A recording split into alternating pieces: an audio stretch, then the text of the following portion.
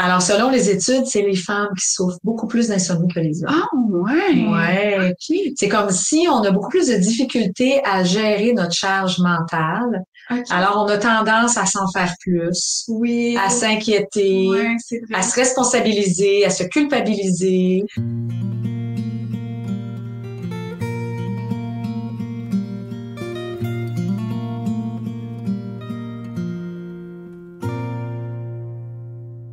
Bonjour à tous! Alors, on est rendu à notre troisième épisode spécial sommeil adulte. Oui. Aujourd'hui, on va parler de comment surmonter l'insomnie. Hey, c'est un sujet assez croustillant et important, ça. Important. Je me Gosh. présente, Brigitte Langevin, donc passionnée du sommeil. Tu me déstabilises à chaque fois, je pense. Mais Karel Langevin, passionnée tout court. Je sais pas quoi dire. C'est bon. Donc, écoute, l'insomnie, c'est quoi? Parce que ça a une définition, l'insomnie. Mais mon Dieu, c'est pas être capable de m'endormir. C'est ça. Ouais. Mais là, il y a des moments précis, il y a pour vraiment dire que c'est de l'insomnie. OK? OK, des moments. Ouais, il y a des moments précis, il y a une durée précise, c'est pas de l'insomnie parce que tu mets 10 minutes à t'endormir un soir. Non, mais tu sais que il y a un nombre d'heures dans ta nuit que t'as pas dormi. C'est ça, Ouais. dans ta nuit, un nombre d'heures que t'as pas dormi. Ouais. Alors, c'est l'insomnie. Premièrement, on dit que c'est un trouble du sommeil, mais en réalité, c'est un trouble de l'éveil. Huh. Mais oui, parce que ton problème, c'est que t'es réveillé. Oh mon Dieu. T'es hyper vigilant. Ah, c'est bien drôle. C'est ça. Fait on parle souvent qu'on a un problème de sommeil, mais en réalité, on a un problème de vigilance, on a un problème d'éveil, parce qu'on n'arrive pas à s'abandonner au sommeil. Parce que le sommeil, c'est naturel. T'as rien à faire, là. Tu fermes tes yeux, t'es dans un endroit confortable, puis à un moment donné, le petit train passe, puis tu t'en endormis. Ben oui. C'est ça. Alors, c'est vraiment un trouble de l'éveil. Alors, ce qu'on considère, évidemment le corps médical. Alors, ce qu'on considère de l'insomnie, c'est quand tu mets plus de 30-45 minutes à t'endormir le soir. Ah ouais. Ouais, OK, mon Dieu. c'est ça. Alors, c'est quand tu es réveillé la nuit plus de 30 à 45 minutes. OK, c'est bas. Hey, moi, je pense que la plupart des gens ont fait de l'insomnie. Ben oui, on en fait plus à un moment donné. Et c'est comme... quand tu te réveilles à 4-5 heures le matin et que tu n'arrives pas à te rendormir jusqu'à ton heure normale de lever. Mon Dieu, fait que les lève-tôt qui se lèvent à 4h45. Ah ben là, c'est des lève-tôt. OK. Attention. OK. C'est comme moi, j'avais besoin de me lever à 7 heures, puis là, ben, pendant un bout de temps, je me réveille à 5h30 tous les matins, et là, je fais de l'insomnie du matin. OK. Donc, j'ai 1h30 où est-ce que je dors pas, que je suis réveillée, puis que j'arrive pas à me rendormir, puis que je me lève le matin, je suis frustrée, je suis fatiguée. OK, mais tu voudrais bien te rendormir. Mais je voudrais bien me rendormir parce que j'ai pas à me lever pour aller travailler. OK. Fait que l'insomnie, c'est à 3 moments durant la nuit où est-ce que le sommeil tarde à venir et où tu n'arrives pas à te rendormir dans un délai normal. Alors, parce que, je sais pas si tu le sais, mais le sommeil est ponctué de micro-réveils. Donc, quand on change de sommeil lent à sommeil paradoxal, on a toujours une petite période d'éveil pour s'assurer de notre sécurité, étonnamment. Oui. Donc, où est-ce qu'on va faire un tour d'horizon autour de nous, inconsciemment en début de nuit, puis plus consciemment en fin de nuit. Mais ça dure quelques secondes à quelques minutes, puis tu te rendors. Ouais. Mais il y a des gens, par contre, qui vont pas être capables de se rendormir. Voilà. Alors, la personne qui, le soir, met du temps à s'endormir, qui, la nuit, elle a un micro-réveil, mais elle se rendort pas. Au petit matin, elle a un micro-réveil, puis elle se rendort pas. OK? Ben, à ce moment-là, c'est 3 formes d'insomnie. Wow! Puis on dit que c'est de l'insomnie chronique quand ça t'arrive au moins 3-4 fois par semaine, plusieurs semaines de filet. Alors, si toi, tu dis, tu sais, comme moi, ça m'est arrivé, il y a pas longtemps, mais quand ma mère est rentrée à l'hôpital, on savait pas trop ce qu'elle avait. Ben, moi, l'insomnie que je fais, c'est celle du matin. Okay. Alors, si je me réveille la nuit, je m'endors le soir dans un délai raisonnable. Mais quand je me réveille à 5h, 5h30, des fois même 4h, parfois j'ai de la difficulté à me rendormir parce que je vis quelque chose de difficile. Ouais. Alors, ça, c'est une forme d'insomnie. Wow! Alors, est-ce que toi, t'en fais l'insomnie? Oui, parfois. Ouais. OK. Est-ce que tu peux associer ça à des moments particuliers dans ta vie ou Ben moi, c'est surtout quand émotionnellement je suis challengée. OK. Ouais, émotionnellement challengée.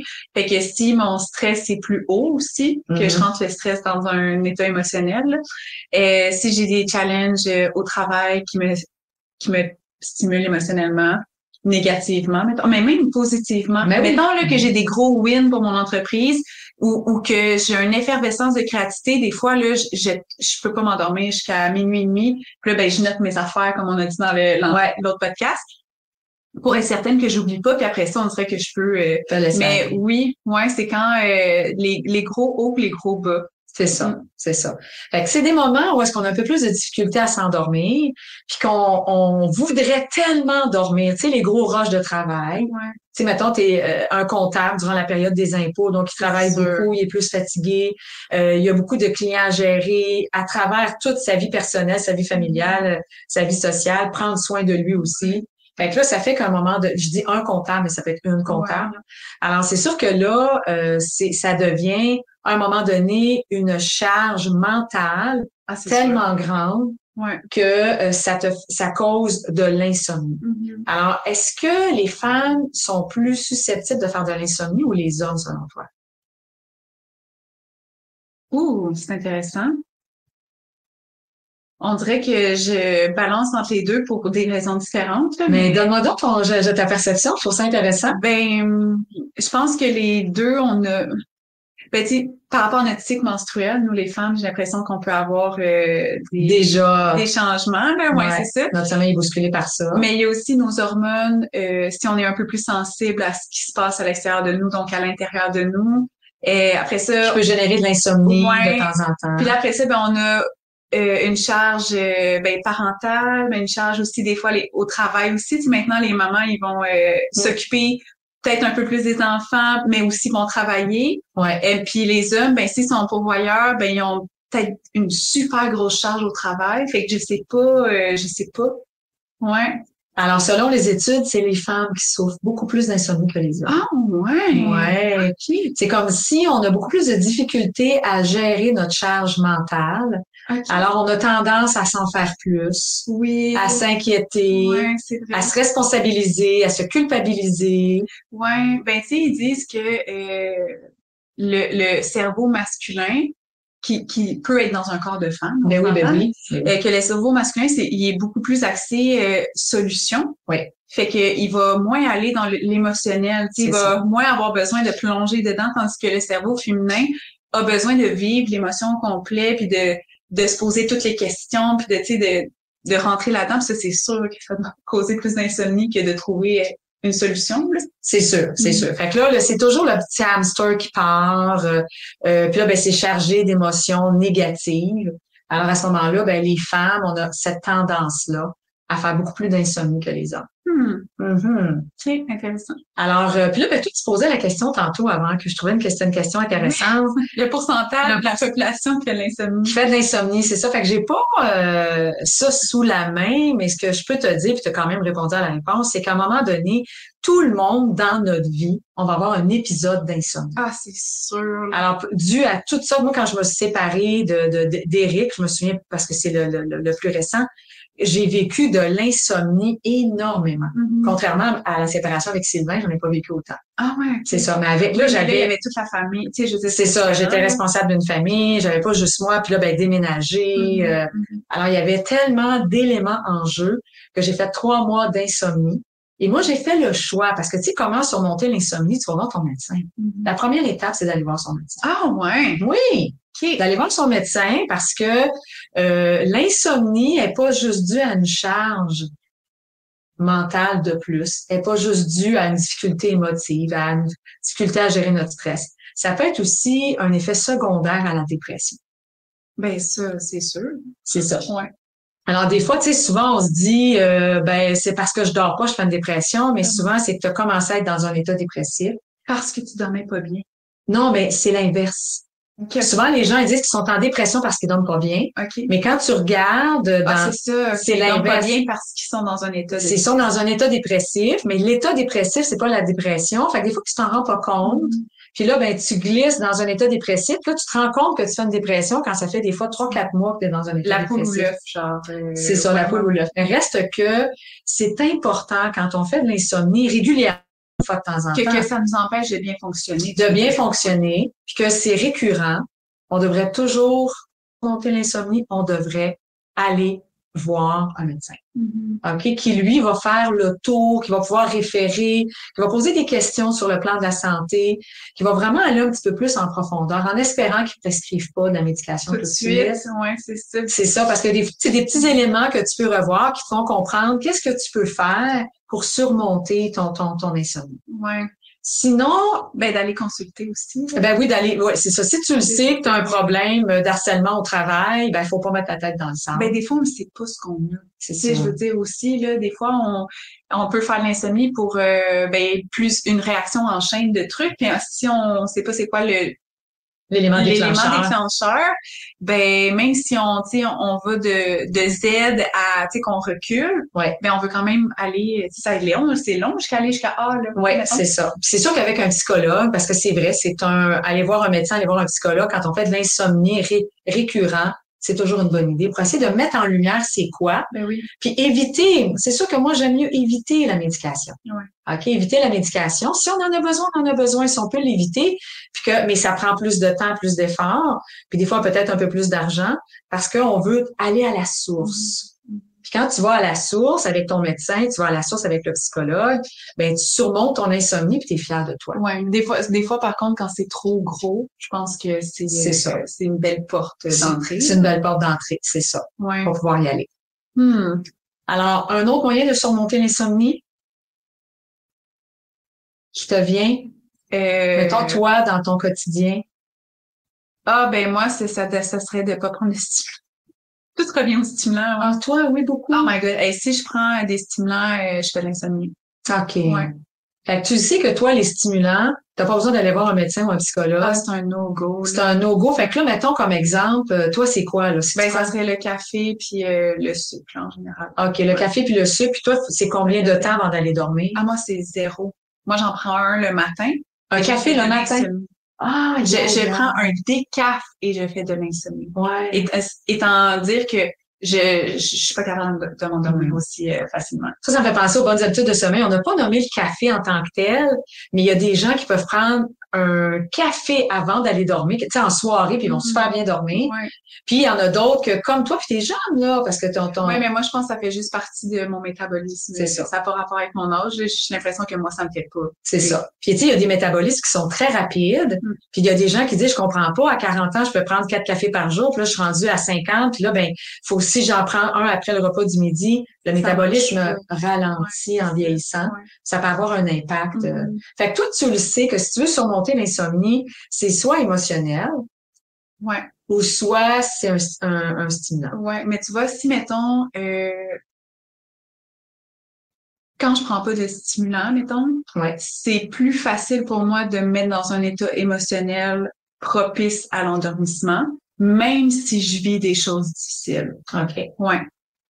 Si je prends des stimulants, c'est comme tu me perds là, complètement. C'est une roue, c'est vraiment un cercle vicieux. Là. C'est ça. Ouais, c'est ça. Mais quand je vis des choses difficiles, des fois aussi je vais m'endormir parce que je suis épuisée parce que c'est dur là vivre des choses difficiles, c'est épuisant.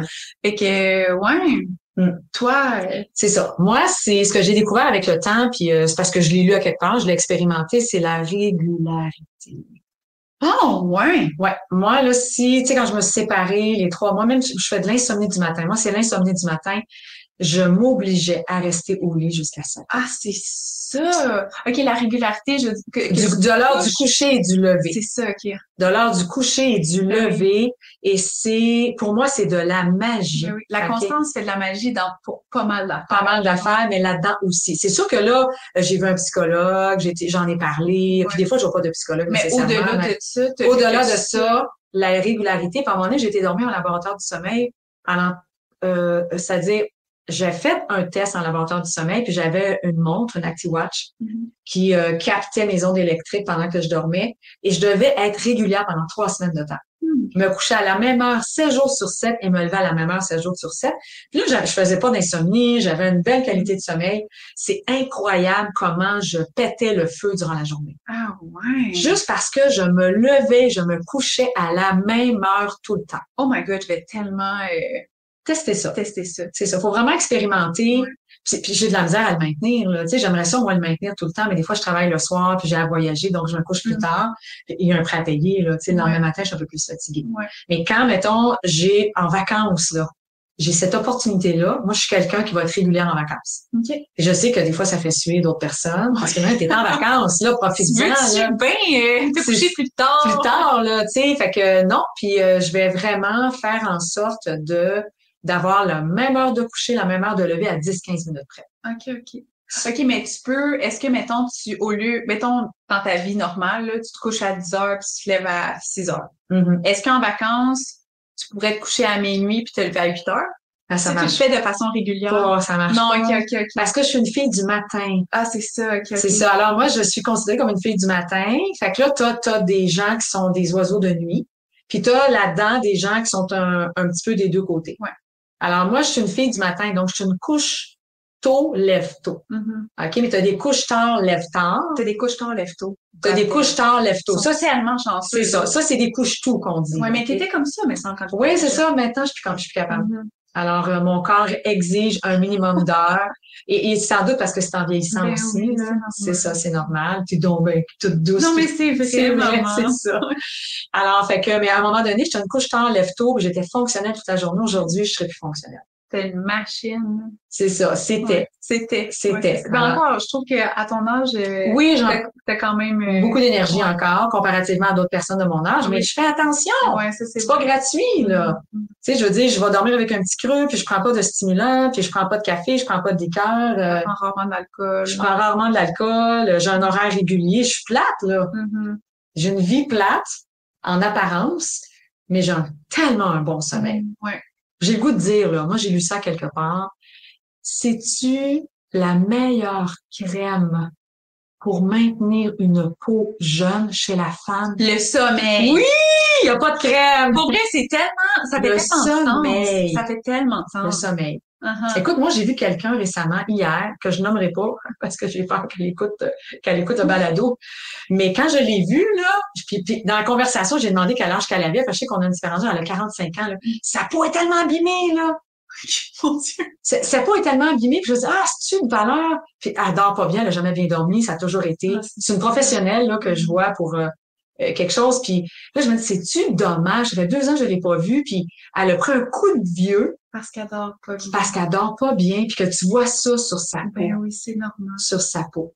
Ouais, ils disent que nos habitudes sont étampées dans notre face. Ouais, c'est vraiment c'est bien mettons, dit. la cigarette aussi, ça paraît, plus on vieillit, ça paraît sur la peau. C'est ça. La gestion du stress, une femme qui est très stressée. Oui, ça doit faire rider plus. C'est ça, puis mettre des taches même de vieillesse plus jeunes sur ta peau. Fait que, alors c'est sûr qu'une bonne qualité. Souvent, moi, je me fais dire, t'as de l'air jeune, peut-être pas autant avec les cheveux blancs, là, mais souvent, je me faisais dire ça avant, mais tu parais pas ton âge, tu parais pas ton âge. C'est vrai que je fais attention au soleil, on se le cachera pas, je vais pas, mais j'ai déjà été bronzée beaucoup quand j'étais jeune. Mais t'as aussi, tu sais, je veux dire, tu fais attention à ton énergie. Puis je pense qu'on associe beaucoup d'énergie à la jeunesse. Oui, c'est ça. Fait que, tu sais, faire attention à son sommeil, c'est faire attention à son niveau d'énergie. C'est ça. Mais ça paraît dans ma peau. Oh non, mais c'est sûr! Ça paraît dans tout, là. Ouais. Ça paraît dans tout. C'est ça, parce que je vieillis pareil, je ride, OK, je ride, je me regarde en disant, mon Dieu, mais qu'est-ce qui m'arrive, là? Mais moi aussi, je regarde, je suis comme, mon Dieu, ma mère a vieilli. Oui,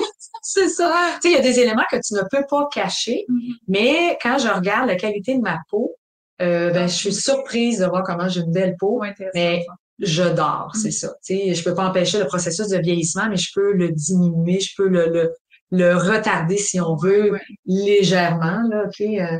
Là, je sais qu'on est dans l'insomnie. Comment surmonter l'insomnie? Ouais, mais j'ai envie de parler du snooze. OK. Tu sais, quand on a besoin de snoozer 4 millions de fois le matin, ça a rapport avec quoi? Ça a rapport qu'on est encore fatigué. OK, c'est ça, mon Dieu, je suis trop fatiguée ces temps-ci de base. C'est ça. Okay. Parce que, tu sais, moi, j'ai pas de snooze. J'ai jamais de snooze. En fait, moi, quand je dis snooze, moi, je mets le réveil matin. Si jamais je veux m'assurer, parce que des fois, ça m'arrive rarement, mais à 7 heures, je dors encore. Non, mais snoozer au sens où tu te réveilles, puis là, t'es tellement bien dans ton lit, t'as envie de te snoozer. Moi, mais ça dépend pourquoi tu le fais. Tu sais, moi, des fois, je peux, moi, je snooze pas, mais je décide, je reste encore 10 minutes parce que c'est jouissif d'être dans mes draps. OK, mais si, mettons, je mets une alarme, c'est parce que j'ai peur de me rendormir. C'est ça. Moi, j'ai pas d'alarme.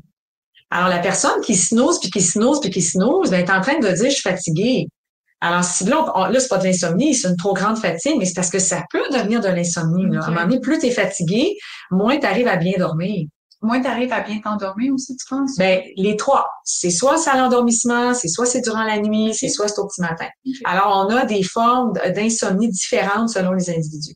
Il y en a que c'est le soir qui met du temps à s'endormir. Puis moi, je comprends pas ça, j'ai pas ce problème-là. Ouais. Il y en a que c'est durant la nuit. Moi, ma pression de sommeil est tellement forte encore que c'est sûr que tu voudrais me tenir réveillée, puis je suis incapable, OK? Mais au petit matin, ça je vais faire l'insomnie plus facilement. Ouais.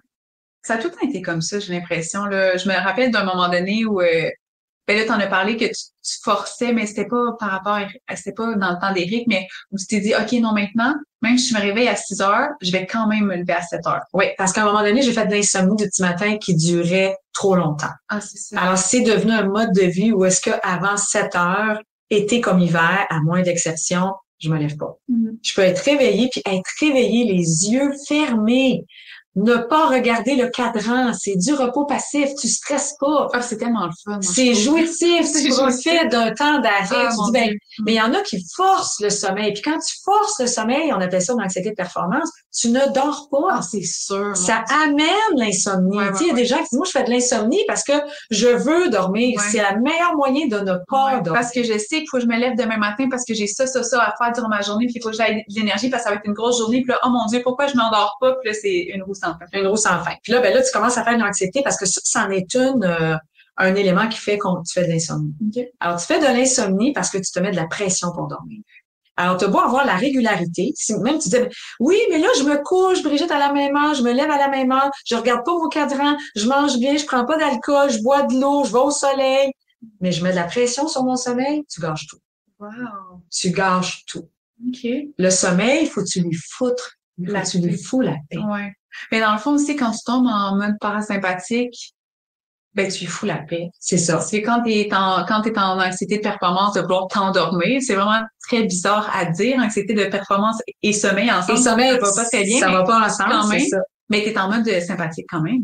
Mais t'es couché, non, tu l'es plus. Ben oui, parce que si t'es sympathique, vigilant. M'excuse, j'ai compris parasympathique. Non.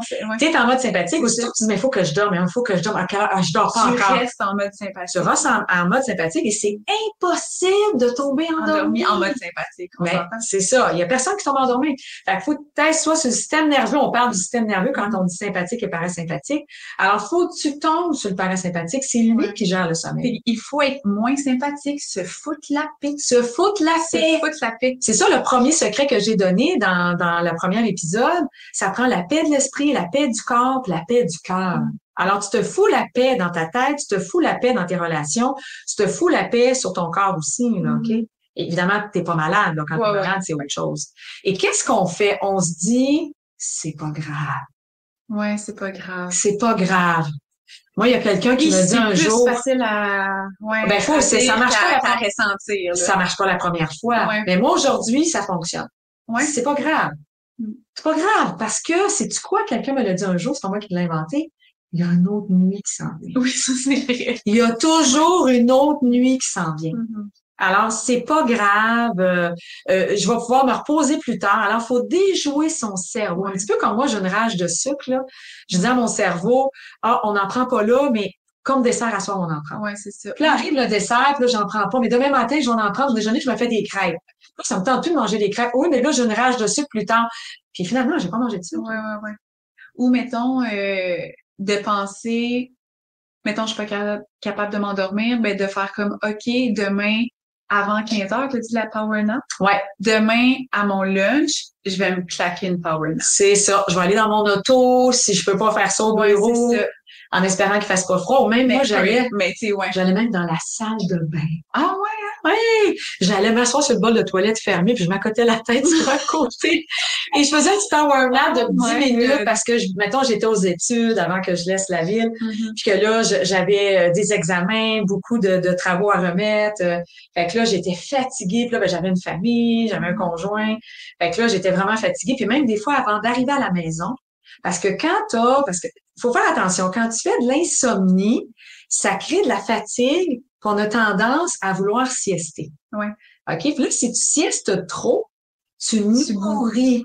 Ah, ton insomnie. Tu nourris ton Ben insomnie. oui, c'est sûr. Ouais. Puis là, des fois, on s'en rend pas compte. Puis là, on se dit, ah, ben là, écoute, moi, j'ai pas bien dormi cette nuit, je vais faire une sieste de façon spontanée, ponctuelle, pardon, c'est pas grave. Toi, tu peux te dire, c'est bien, hey, gars, c'est pas grave, là, je vais faire une petite sieste sur l'heure du lunch. OK, ouais. Mais si tu te dis ça tous les jours, Ah non, mais non, c'est sûr. ben là, tu fonctionnes plus. Il y Là. en a qui font des siestes de 2 heures dans leur journée. Moi, c'est intéressant, ça. Ben C'est oui. quoi la durée de la sieste? Ben moi, si tu m'as toujours dit 30 minutes et moins. OK. En réalité, le sweet spot, c'est 10 minutes. OK, ouais. OK, maintenant, c'est pas moi qui invente ça toujours avec les recherches. Ouais. 10 minutes, mets-toi un cadran s'il le faut. Parce que si tu dépasses le fameux 30 minutes, en fait, parce qu'on dit de 10 à 20 minutes, mais 10 minutes, c'est le sweet spot.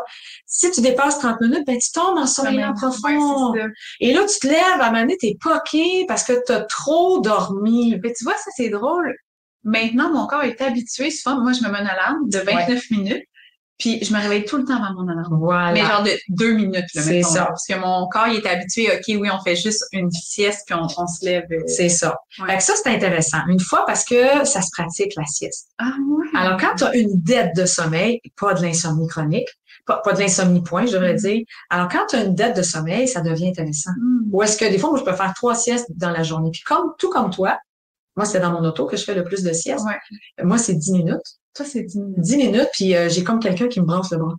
Je te dis, là, à 10 minutes pile poil ou un petit peu moins, un petit peu plus, je me réveille, j'ouvre les yeux, je remets mon siège, je regarde, ça fait 10 minutes que je sieste. Des fois, là, j'ai même un filet de barre. Ouais. Parce que tu pars pas en sommeil lent profond, là. Souvent, les gens sont là, mais j'ai pas dormi, j'ai tout entendu. Mais c'est comme si tu déconnectais, là. C'est ça. Alors, la sieste se fait ailleurs que dans le lit, bien entendu, pour ne pas associer. Puis si jamais tu dis, mais moi, j'ai pas le choix, j'ai juste mon lit, tu dors de travers, puis pas en dessous des couvertures. C'est ça. Pour être sûr que tu puisses siester. Que tu reproduis pas ton environnement. Ton environnement de sommeil nocturne, où le cerveau croit que tu pars parce que tu es fatigué pas mal. Ouais. Alors, quand tu fais de l'insomnie, la sieste n'est pas à privilégier. Alors, si tu dis une fois de temps en temps, je fais de l'insomnie, c'est pas grave, mais si tu fais de l'insomnie de façon récurrente, c'est le piège. Parce que là, ça va devenir une habitude dans le fond. C'est ça. Ouais. Alors, si tu veux surmonter l'insomnie que tu as de façon récurrente, la régularité, toi, ton truc, c'était éviter les stimulants. Ouais. OK. Puis c'est quoi tu avais nommé d'autre? Éviter les stimulants? Non, éviter les stimulants. Éviter les stimulants. OK. Puis éviter la sieste. Ouais. OK. Pour que tu aies... Puis là, les gens sont là, mais je vais pas me rendre à mon heure de coucher habituelle en plus. Souvent, on se dit, hey, là, je suis tellement fatiguée et ça fait 1 semaine que je dors pas. Hey, là, je me couche à 20 heures ce soir. Une fois de temps en temps, ça va. Mais si tu as de l'insomnie récurrente et que tu te mets à te coucher à 20h, 21h au lieu de 22h, 22h30, tu nourris ton insomnie. Wow! Et ça, c'est un élément qui est pas assez partagé. OK. Puis souvent, ce qu'on dit, puis je vois ça dans tous les livres, puis c'est pas quelque chose que moi je fais, OK? C'est que si tu n'arrives pas à dormir pour ne pas associer ton lit à la frustration, souvent on va dire lève-toi. Ouais. Tu fais de l'insomnie, tu dors pas, lève-toi. Alors, moi, je reste au lit. Okay. Moi, je reste au lit, je me rassure, je me parle, c'est pas grave. Si je me rendors pas, c'est correct. Si, mettons, t'es pas capable de faire ça. Si t'es pas capable de faire ça, tu te lèves, mais il faut que tu fasses quelque chose de plate. De plate, ouais, c'est ça. Moche et ennuyant. Ouais, c'est ça. Qu'est-ce qui est plate, moche et ennuyant pour toi? Moi, je vais t'en donner après ça des exemples. Ben, lire un truc qui m'intéresse pas tellement, là. Lire un livre d'histoire. Bon. Ben, lire un livre informatif. Il me faut tellement de concentration, puis je perds facilement ma concentration. Ouais. OK. Fait que pas ça un bon roman. C'est ça. Ça serait assez plat pour que quand tu ressentes le petit train du sommeil que tu ailles te coucher. Ah, ouais. Parce que c'est ça le but, hein. Quand on se relève, c'est d'attendre le petit train du sommeil pour aller se recoucher. Aller flatter mon chat, ça être à l'intérieur. OK. Aller flatter ton chat, tu sais que tu vas pas être passionné à faire ça. Tu vas ressentir le petit train du sommeil. Lire, moi, je dis lire le dictionnaire. OK? À moins que tu sois un fan des mots croisés, là. Oui, c'est pas une bonne idée. Alors, Émilie Bordelot, dans Les Filles de Caleb, elle lisait le dictionnaire avant d'aller se coucher. Oh oui! Ah, vois-tu, je le savais pas. Mais elle, c'est parce qu'elle était professeure. Oui. Elle, c'est une passion. C'était quand même une passion, mais je trouve ça drôle que t'aies... C'est ça. Moi, c'est parce que t'aimes pas ça. Oui. OK? Comme toi, ton livre informatif. Là. Ouais, le dictionnaire, ça fonctionnerait, je pense. Ouais, ça fonctionnerait. Fait que c'est sûr d'aller prendre tes courriels, d'aller tourner ton Facebook. Ça, c'est pas une bonne idée. Ça, c'est pas une bonne idée. OK, là, j'étais comme, mais semble que... Non, ça, c'est pas une bonne idée. Commencer à lire un livre intéressant, écouter un bon film, parce que tu vas pas ressentir le sommeil. Tu sais quoi l'activité numéro 1 que dans la littérature, on suggère de faire quand tu te lèves la nuit et que tu ne t'endors pas? Il y en a 2 en réalité. Non. C'est tricoter. Ah, ouais. Mais il faut pas que tu sois passionné de tricot, là. Ouais. Tricoter ou dessiner un mandala. OK. Encore là, pour juste ressentir, relaxer, ressentir le petit train du sommeil puis aller te coucher. Relaxer. Alors, on ne suggère pas la télévision, mais j'ai un ami qui, lui, se plantait devant Météo Média.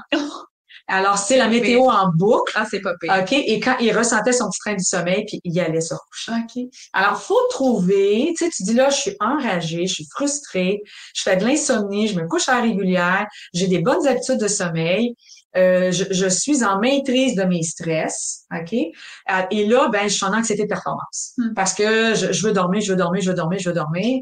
Alors, ben, tu te lèves, mais tu fais une activité plate, moche, ennuyante. Ouais. Alors, c'est quoi la tienne? Hey, faire la vaisselle, plier du linge. Toi, c'est ça. Faire la vaisselle, ça serait pas pire.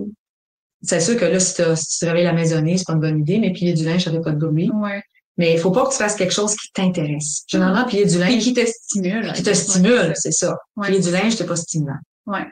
Alors ça, c'est vraiment des trucs pour surmonter l'insomnie et ne pas tomber dans l'anxiété de performance. Intéressant. Parce que quand tu tombes dans l'anxiété de performance, puis je termine avec ça, c'est que la régularité n'a plus son sens. Ben non, c'est sûr. C'est ça. Là, tu te couches beaucoup trop tôt. Il faut que tu te couches à un moment donné plus tard pour générer une pression de sommeil, faire en sorte que tu puisses surmonter l'insomnie.